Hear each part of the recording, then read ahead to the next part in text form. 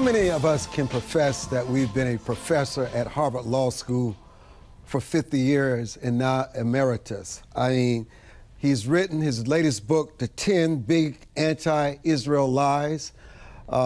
He is a gentleman and a scholar and one of the most sought-after attorneys for his wisdom in the world. And I think he's found the fountain of youth.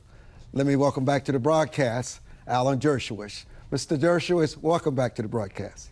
Thank you. You left out that I'm Armstrong Williams' biggest fan. I love listening to your show. You tell the truth and you wisdom to so many people. So I always look forward to being on your show. Thank you, Mr. Dershowitz. You know, Channel 14 out of Israel reported that after Donald Trump seen the parade of the dead babies, he said to his advisors, I want to see Gaza wiped out. I don't want to see even one building standing. How do you respond to the president's emotional reaction? Well, I feel very much the same emotional reaction when you have little babies being kidnapped and killed by Hamas, when you have women being raped, when you have children being put into fires and ovens and killed. You can't make peace with people like that. It's like the Nazis. You had to have total victory over the Nazis in 1945. And Israel and America and the Western world and the free world has to have a total victory over Hamas, Hezbollah, the Houthis, ISIS, all these terrorist groups who have nothing positive to offer the world. All they want is destruction. Remember, Hamas doesn't want a Palestinian state. They just want there not to be a nation state for the Jewish people. The Palestinian leadership has turned down statehood. 1937, 1947, 2000, 2001, 2007. They said, we don't care about a state for the Palestinians. All we care about is not having a state for the Jewish people. And so that kind of evil has to be resisted. Now, you know, Trump has come up with a plan. He usually starts a negotiating position in a very tough way. Obviously there'll be changes and compromises. In the end, though, Hamas can have no influence at all on the Palestinian people. That will be the best thing for the Palestinian people, the best thing for Israel, and the best thing for peace in the world. What are your thoughts on the United States reset in Europe with Ukraine, Russia, the meeting in Saudi Arabia? Zelensky was not at the table. Trump referred to him as a dictator. I don't like referring to Zelensky. I know Zelensky. I've met him. I have mixed views about him, about Ukraine in general. I'm in favor of trying to create a reset with Russia. That's fine, but you can't give Russia a victory for having invaded an independent country. So I'm hoping that Trump's goal of getting a peaceful resolution of the war with some territorial changes, and territorial changes often follow wars, no matter who starts them. Certainly that happened at the end of the Second World War. Having some territorial changes, but not any that really interfere with the sovereignty of Ukraine, if that can help promote peace, that's a good thing. Let's remember, after the end of the Second World War, 3 million ethnic Germans were forced to leave Sudetenland and move back to Germany, even though they had lived in Sudetenland for hundreds and hundreds of years, in order to help bring about peace, and it did bring about peace. And so having new out-of-the-box thinking is a good thing, and it'll settle down and we'll come to some compromise resolutions, and I hope it'll bring peace. Did Donald Trump's Justice Department make the right decision regarding dropping all charges against New York City Mayor Eric Adams? Constitutionally, of course, they were right within their rights to do it. The executive branch of the government has the right to decide not to prosecute somebody if they think it's in the best interest of the country to have that person cooperate on immigration policy. Quid pro quos are very common among prosecutors. I've had many clients who've been told, if you cooperate with us against the higher-ups, we will drop the charges against you. Those are quid pro quos. So there's nothing wrong with prosecutors offering a quid pro quo in exchange for help. Whether the charges in this particular case were justified or not, I leave that to people who have a closer connection. But Danielle Sassoon was my former research assistant and a friend and a wonderful, wonderful person. And I think she certainly acted within her rights to resign in protest, even if the Constitution permitted the Trump people to do what they had to do. This is a situation where both sides can be right. That is, where the Trump administration was within their rights to do what they did, but Danielle Sassoon and the 7 others who resigned were also within their rights to do what they did. If you were given advice to Elon Musk after seeing what he's planning to do and what he's done within the last several weeks of the Trump administration, what would that be? To keep a lower profile and to work more behind the scenes and to be less of a presence, of a public presence, that he can serve a very important role. Look, he's a brilliant, brilliant businessman. I've just read his biography by Isaacson, and what an interesting character he is. And if I were the president of the United States, I would certainly want his support and help in trying to cut fat out of the budget. But I think if he were to do it in a less visible way, I think many Americans would be more accepting of his role. You know, Mr. Dershowitz, we are Americans before we are anything else. And the answer isn't more labels or separations, it's unity.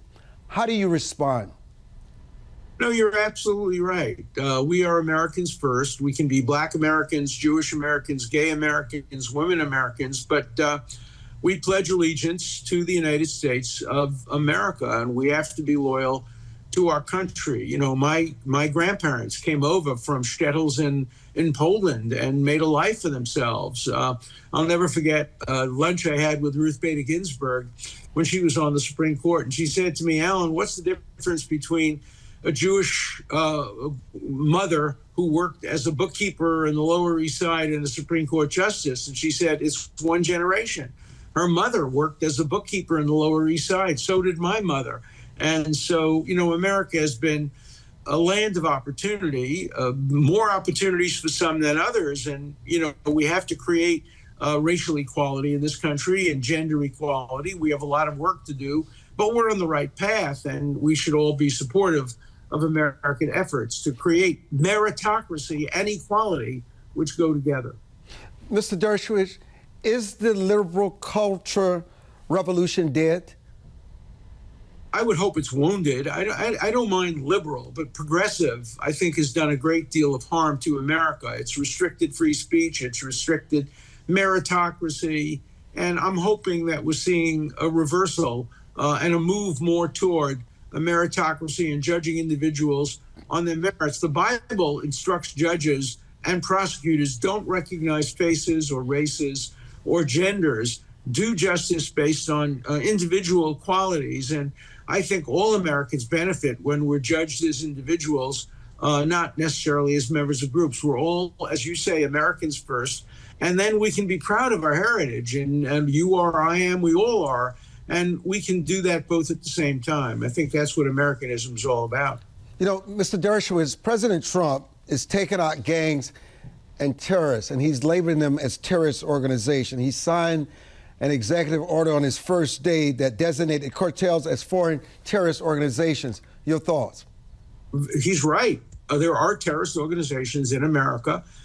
Some of them have illegal immigrants, and those are easy to deal with because the law doesn't protect them, but others are American citizens. We have to deal with all terrorists and treat them as the criminals that they are and as anti-American, and we should have no sympathy for terrorists who target peaceful individuals, whether they're babies in Israel or young kids sitting in the playground in New York who are being shot by gang members. We have to make our streets safe from gang members and from terrorists, and we should all join together in seeing that that's a benefit to all Americans. You know, Mr. Attorney Dershowitz, there is this debate.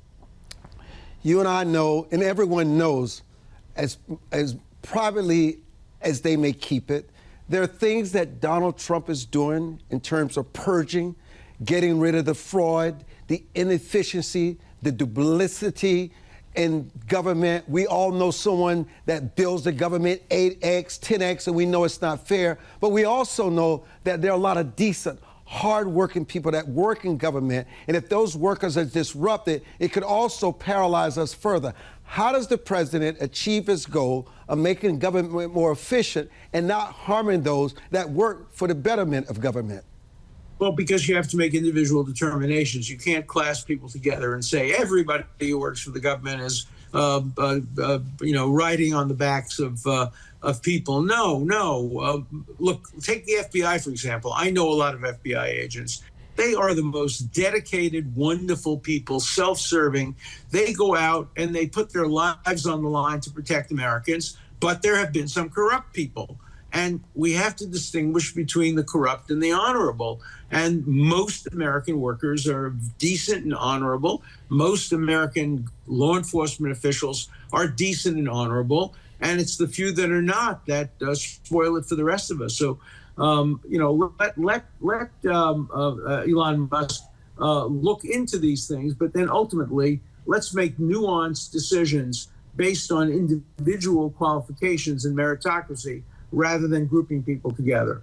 Quickly before we go to break and Steve Laffey joins the conversation, President Donald Trump, his administration has asked the U.S. Supreme Court to intervene in his bid to fire the head of the U.S. independent agency. What advice would you give and caution would you give to the president? Well, I think he's right that the U.S. aid agencies have been allowed to go on without any real hard, deep dive into what they're doing. So much of what they're doing is good, and so much of what they're doing is wasteful and bad for America. So again, we have to assign a group of people to look hard at everything that's being done in the name of American aid and keep the good and get rid of the bad. It's not an easy task, but it's a very important one. We're on fire. Alan Dershowitz is our guest. Steve Laffey will join the conversation when we return on this edition of the Armstrong-Williams Show. Why did that go blank? I think they're trying to reload it. I mentioned to Rob. They said they're trying to reload it. But it's not a problem. Huh? Not a problem.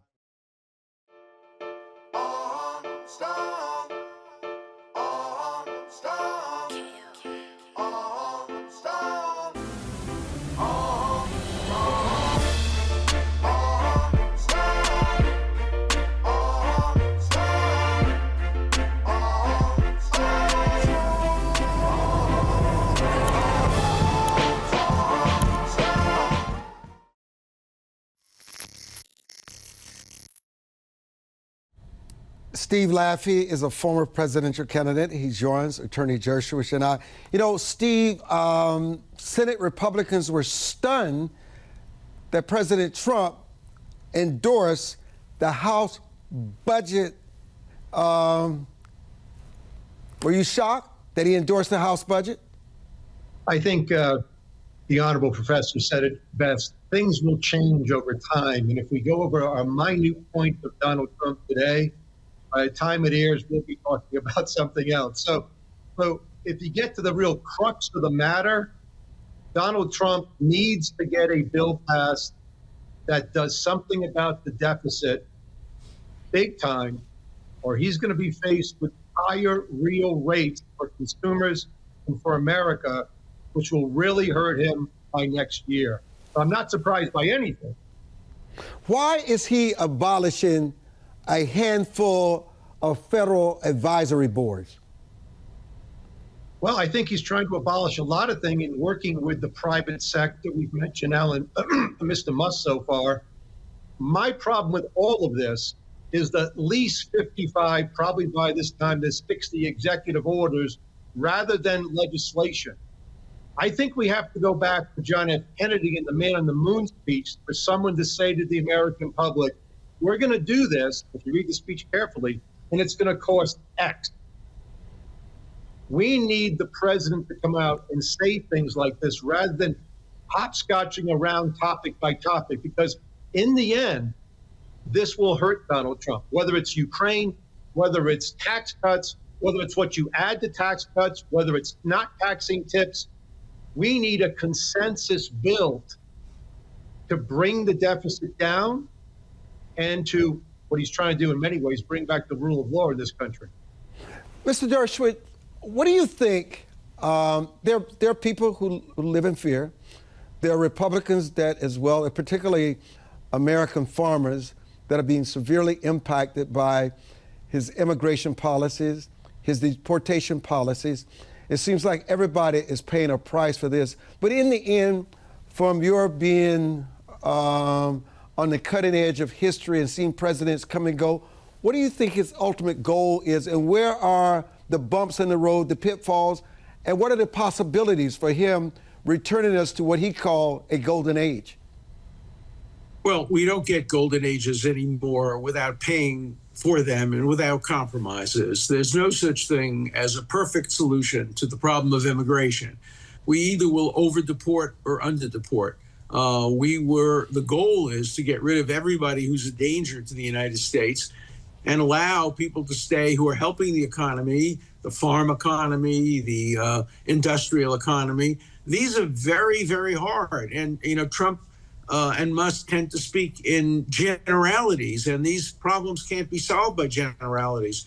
You can start with generalities, but then you have to move toward specifics and particulars, and I'm hoping that we'll move in that direction. Right now, Trump's poll numbers are down because he hasn't had his promised effect of lowering prices and helping the average consumer who can't buy eggs and can't buy butter and can't get their cars filled with gas. So he's going to have to do something to show that his promise of helping average families cope with the economy is going to be beneficial. It's not going to happen overnight, and you can't promise too much, and you have to understand that in life, compromise is absolutely essential. We live in an age where we eschew compromise. We don't want compromise. One side is right, the other side is wrong, but that's not the way America thrives. America thrives in the middle, and America thrives with compromise resolution. But sometimes don't you have to throw a bomb to create chaos, to move them towards the middle? Yeah, no, of course. Thomas Jefferson said that a long time ago. In order to get to the middle, sometimes you have to start at an extreme, and Trump is very good at that. He is a negotiator. He understands that, say, hey, let's completely destroy Gaza and never allow anybody to return. Maybe the answer will be something better than what we have now, but not as extreme as that. So he is a deal maker. He's a negotiator, and we have to give him his opportunity to negotiate good deals and hope that in the end, the deals that are finalized are more in the middle than they are on the extremes of either side. Steve Laffey, let's talk about J.D. Vance's speech that rattled Europe now and forever. Yes, I mean, people tend to lose their mind on the mainstream media when someone makes this kind of speech, but what he was saying is perfectly appropriate. Now, I would have talked more about something else if I had been there, but I wasn't. But it's certainly fine to talk about free speech, as I remember John F. Kennedy did. He was in Berlin. So I don't know why people keep teeing off on every single thing that happened with J.D. Vance, with Donald Trump. But it brings you back to this major point that Professor Dershowitz alluded to. What we need from the president, and there's a reason that we say the first 100 days of anybody in office, because after that, people stop backing up. Senators, congressmen who are worried about two-year elections. What we need from Donald Trump is to prioritize. And if he doesn't prioritize his budget first and foreign policy second, and he keeps hip-scocking back and forth from topic to topic, I'll give you an example. Tariffs. Tariffs on China, I've talked about publicly since 2005, made a movie about it called Fixing America.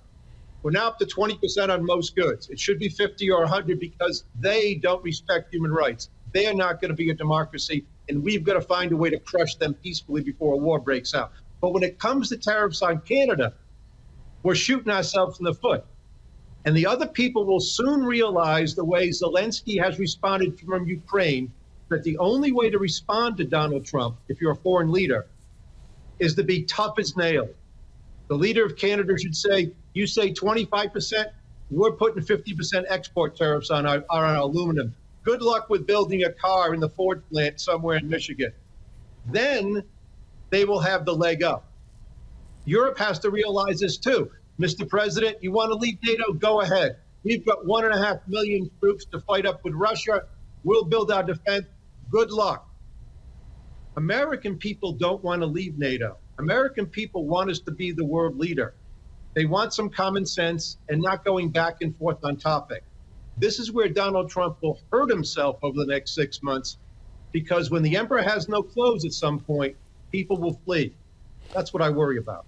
You know, Attorney Dershowitz, listening to Mr. Laffey, it sort of harkens back at the end of the Constitutional Convention, at the beginning of the founding of our nations, where delegates emerged from secret deliberations.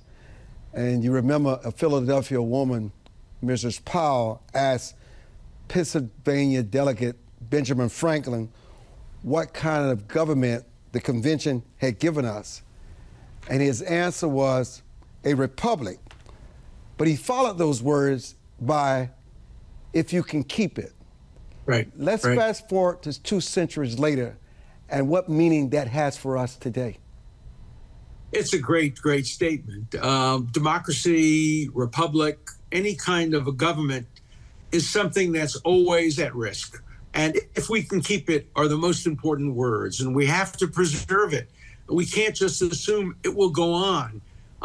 Maintaining a republic, maintaining elements of democracy within a republic is a daily challenge. And we have to keep working at it. And Trump has a way of working at it. You know, Trump is different than Biden. Biden would come out and say the middle. He would start with the middle. Trump doesn't start with the middle. He starts with his views in the hope that maybe by the end we'll get somewhere closer to his views in the middle. But they have different styles and different tactics. And world leaders have to learn how to cope with Trump as well.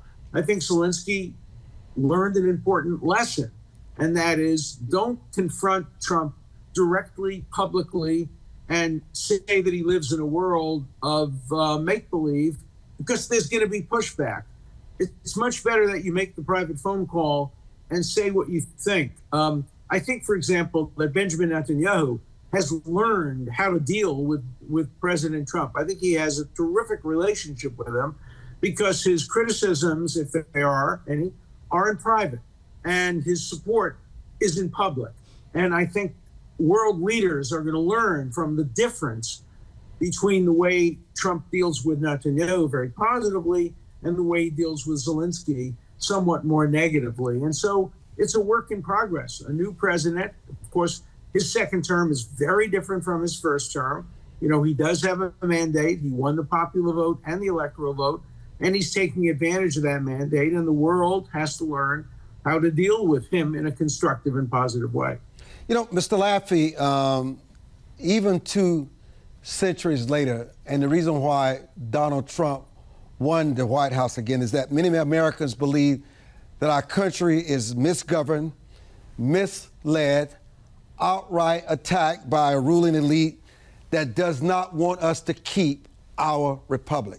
How do you respond? Well, the country is divided, and the majority of people, 80% of our country, thinks that we are divided almost past the point of getting back together. And it goes back to E pluribus unum, 13 letters, 13 colonies. How do we make one out of many? And we've lost our way for a long time on this issue, to the point where another poll shows clearly that people who have less money clearly think that very, very wealthy people are a detriment to our country. That's a Pew Research polls. So we're left with a really tough situation, because as our education system spun out of control the last 40 years, public schools, we have less and less people to bring back, to talk to the way Alan Dershowitz was just talking earlier before I came on, to understand that the Palestinians don't want peace. They never did. They tried to destroy Lebanon. They've almost destroyed Jordan, and nobody really wants that. So that is our problem, and it goes to the DEI stuff that's hopefully going away. It goes to a lot of things that young people who are 30 can't make change. We have a real problem in this country, and we've got to get back to basics, and we need a president to bring people together, even if he starts on the extreme side, but bring people back together on the unity that we need for the leadership of this country for the future. I agree completely. Everything you've said is absolutely correct. And we have to focus on the things that unite us rather than the things that divide us. And, you know, we have families now divided. People won't talk to each other. Old friends won't talk to each other.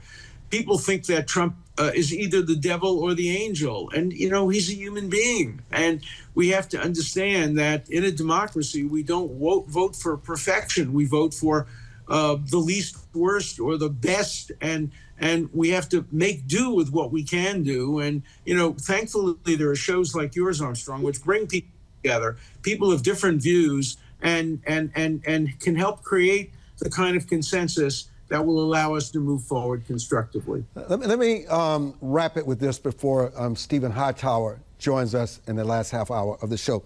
You know, I'm sure all of us have heard them all.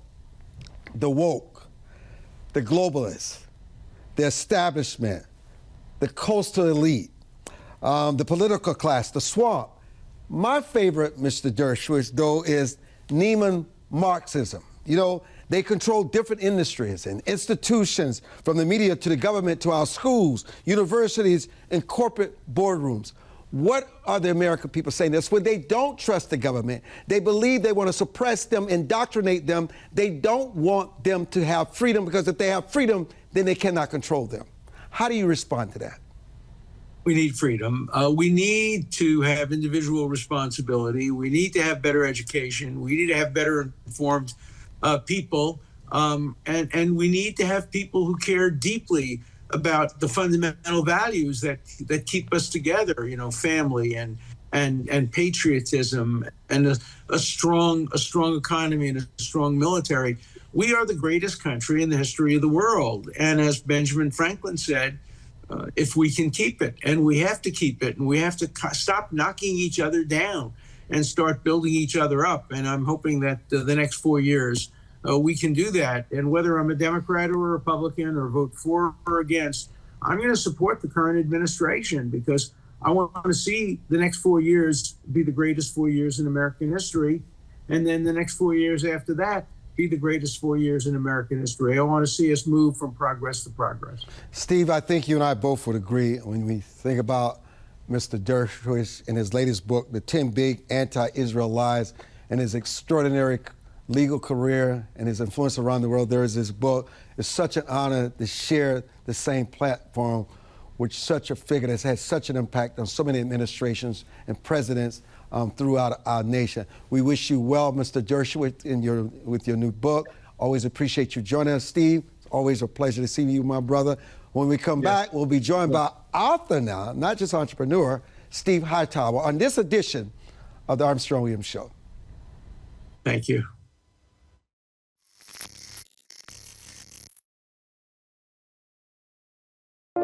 It is easier to build up strong children than to try and repair broken men.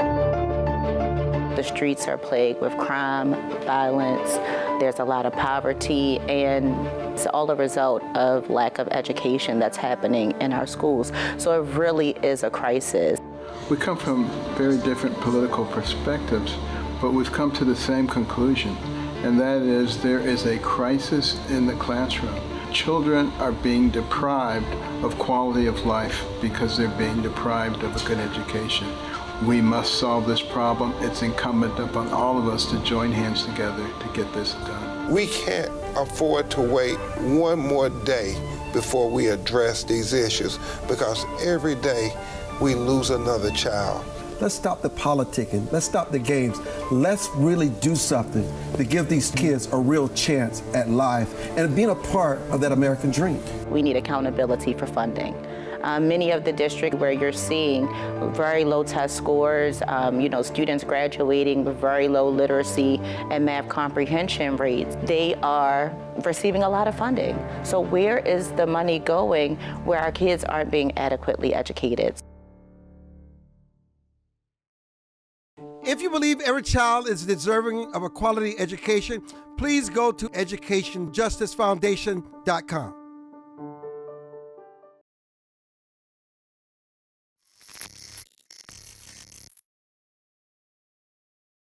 Stephen Hightower, who should be in my studio today, but he's not. We'll forgive him for that. He's the author of Fueling from Zero to 1 Billion. Steve, your journey from 0 to 1 billion is anything shorter than absolutely remarkable. Talk to us in the beginning. I know you dedicated it to your mother and the 92-year-old. Let's talk about the journey.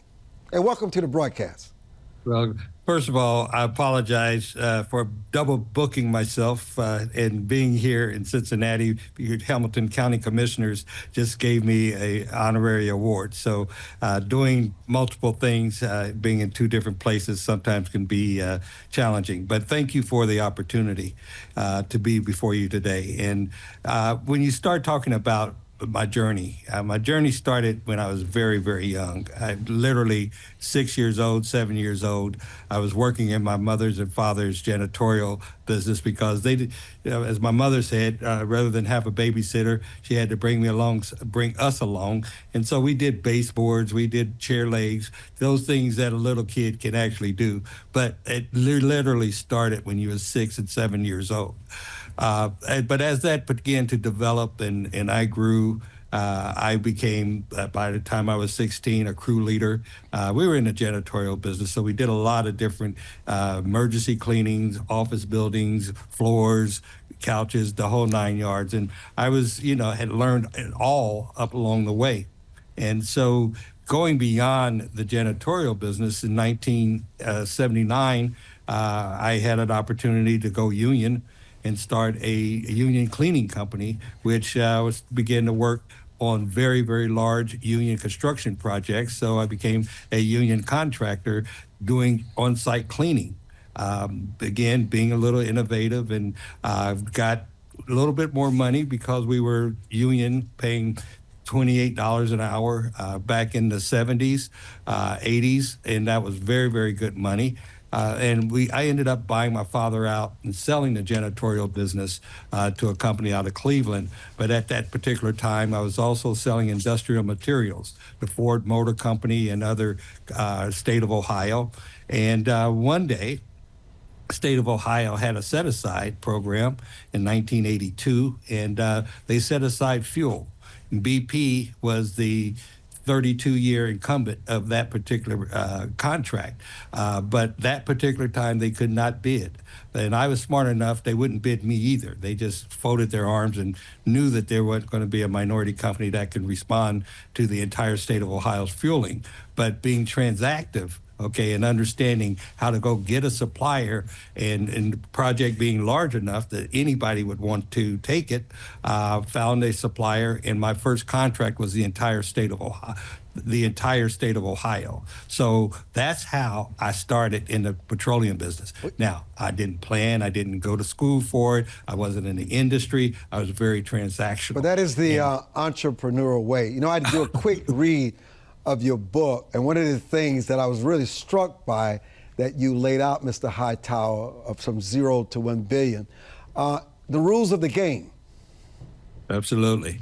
The rules don't change. It's the game. The game is the game. You don't go play football in shorts. You got to have the right uniform. Can't be a CEO and show up in a T-shirt. You gotta. If you want to be a CEO and be with CEOs, you got to dress like a CEO. And that's one thing, like I say to everybody, the game is the game. Learn the game and then outplay your competition. One of the things that you speak on forcefully in this book, and I think all of us can embrace it, is how you build a better you. Absolutely. And that's integrity. And that comes from a spiritual sense first. And having your spiritual guidance in place gives you the foundation that allow you to do the right thing with other people. But then it's also your family and understanding that, they too, that collective family that you may have is also very important to build on top of that spiritual base. And then your company or your business or your work, whatever that is that you do, that comes to a point where it gives you what you need financially to take care of all of those things that God has put before you and your family also can enjoy.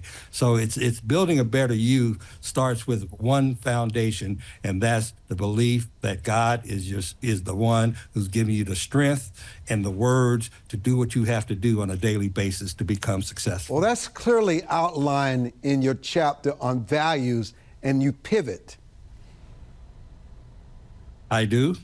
I pivot not just from a how and where, but a what, and as life goes on and you see dynamics of politics coming into play and where fuel is no longer the darling, now you're into EV infrastructure, you're into renewables, you have to be able to understand when to pivot your business to be coming in front of the puck and not chasing the puck.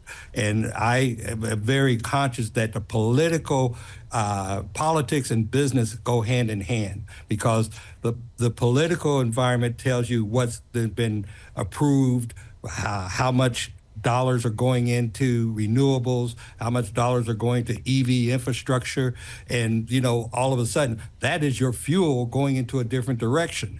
Now, either I'm going to be the last horse and buggy on the street just saying that I'm only going to do gasoline and diesel only, or I'm going to, knowing that $5 billion is coming in for EV infrastructure and another $5 billion is coming in for hydrogen and other types of alternative energy directly related to the automotive fuel, then I better be preparing myself 2 to 3 years ago to be in that industry and to be prepared for where my customers are going, such that I don't be left behind. For aspiring entrepreneurs, Mr. Hightower, what would you consider, and I know they continue to evolve, some remain the same, the most important traits, characteristics, and work ethic that is needed to build and scale a business? And when I say successfully, when you can pass it on to generations. Well, people do business with people they like, number one. People do business with people they trust, number two. So if you could get those two things in play, then you're on your way. Now, how are you going to get people to like you or trust you? Number one, you have to be in their proximity. So you got to open your mind to be places where you may or may not be as comfortable as in your backyard.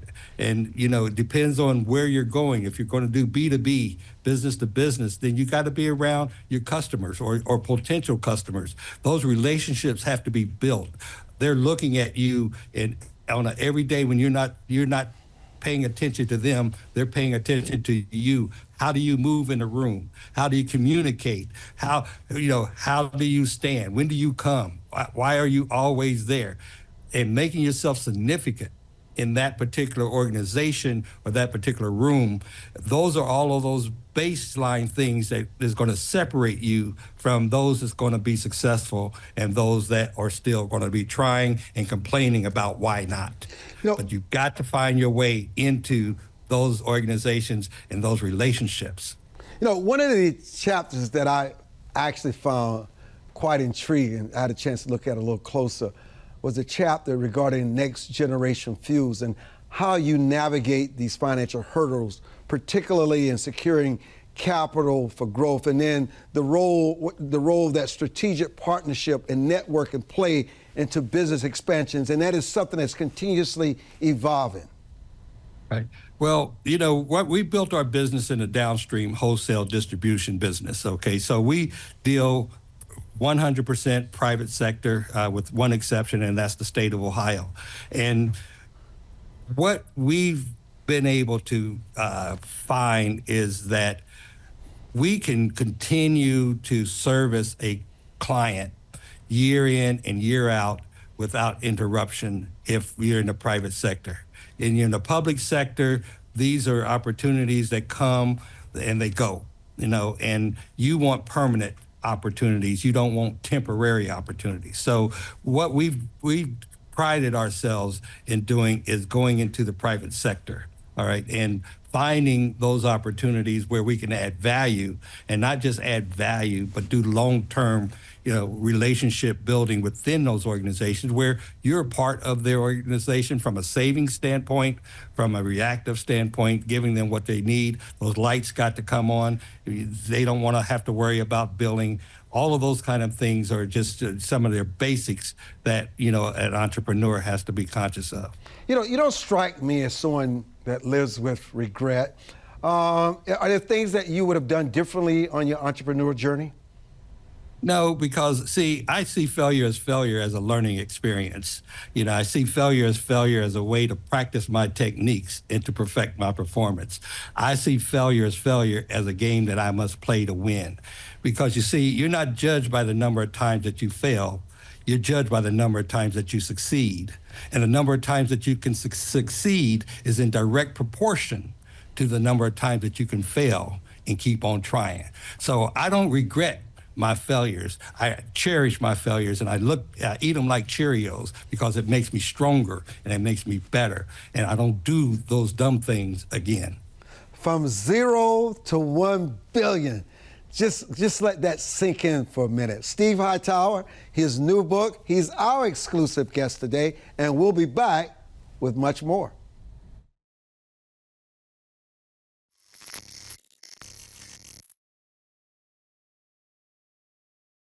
As a home buyer, you need a lender who cares about your home ownership dreams. United Security Financial has been helping families secure their dream homes for 30 years. We're a national fair practice lender that provides affordable mortgages and low down payment programs to eligible home buyers. To learn how United Security Financial can help you secure your dream home, call 1-800-373-4186.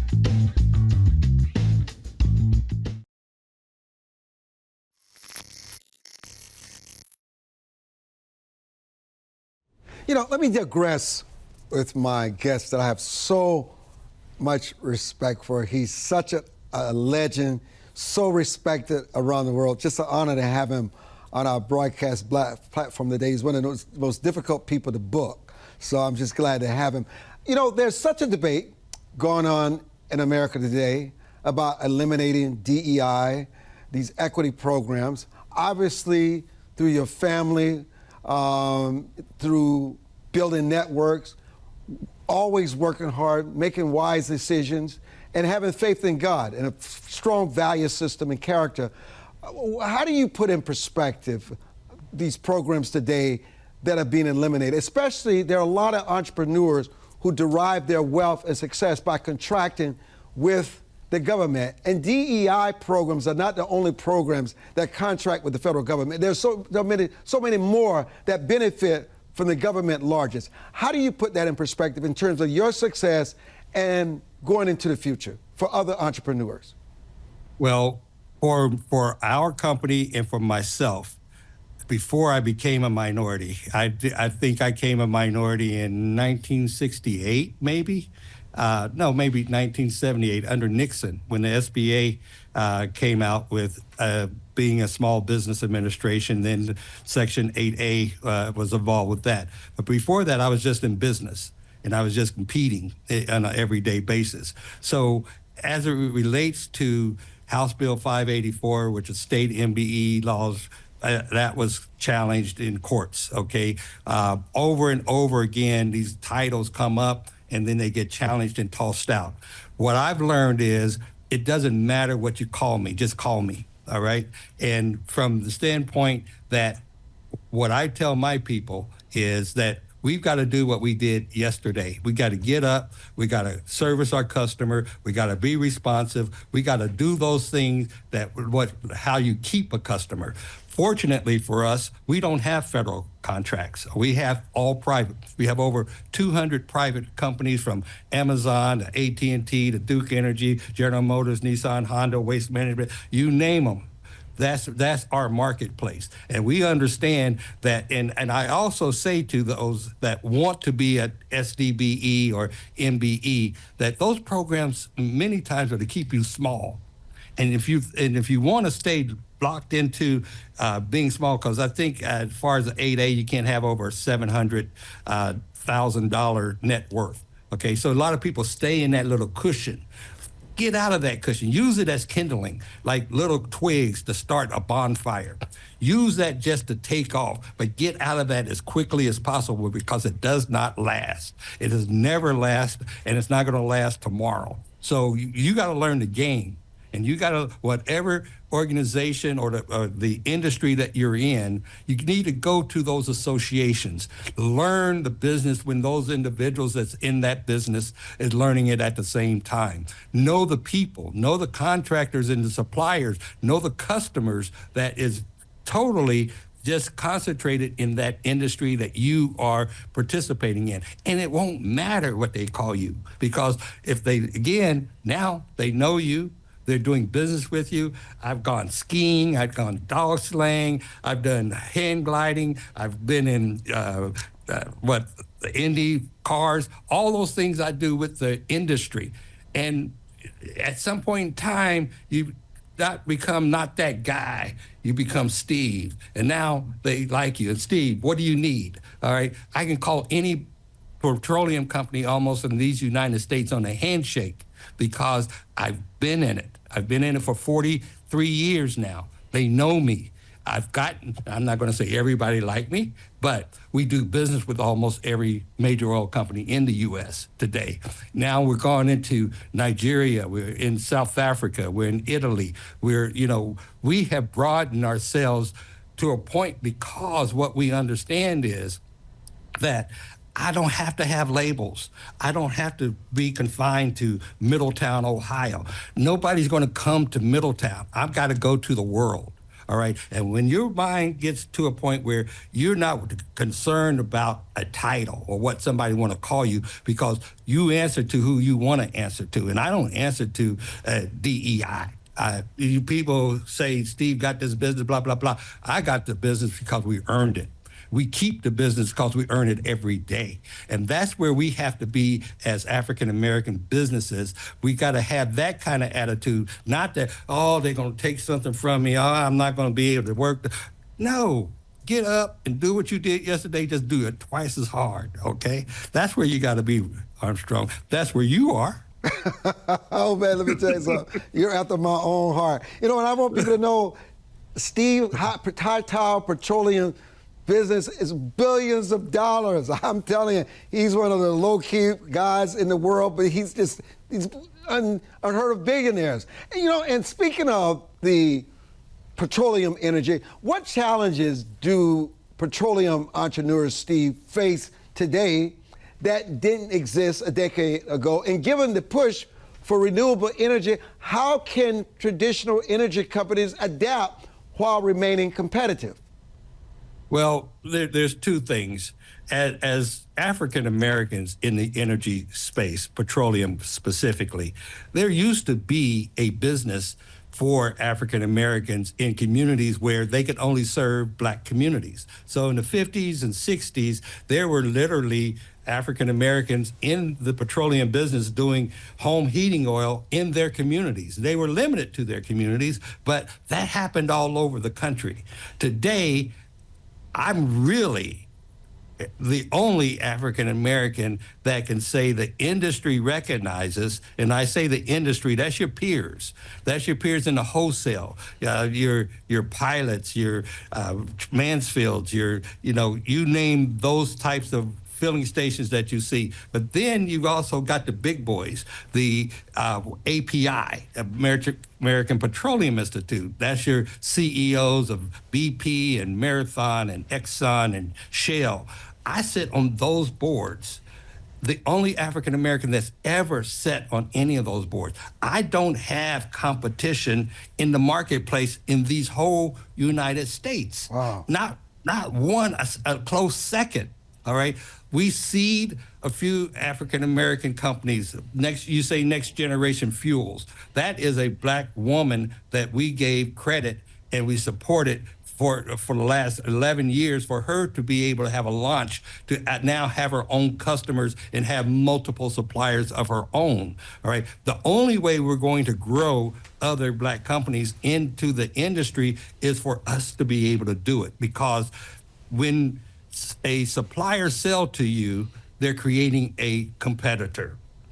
And so they don't create competition in this industry. So that's how I did it over 42, 43 years of suffering and the pain and the disgrace and everything else that comes along with it. But what I knew is how to be patient, how to keep my head, not to, when I got insulted, to lunge back out. All right.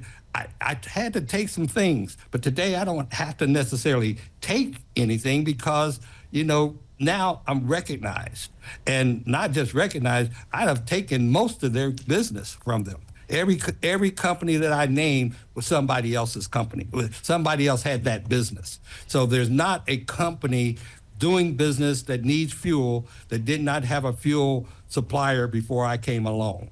And for me to have the type of clientele that I've got on a national basis, and again, there's not a close number two that you can find anywhere in these United States, and that's not a good thing. That's not something that I'm proud of. That's why I put this book together, because it is a book for businesses, period, but it's coming from a black perspective.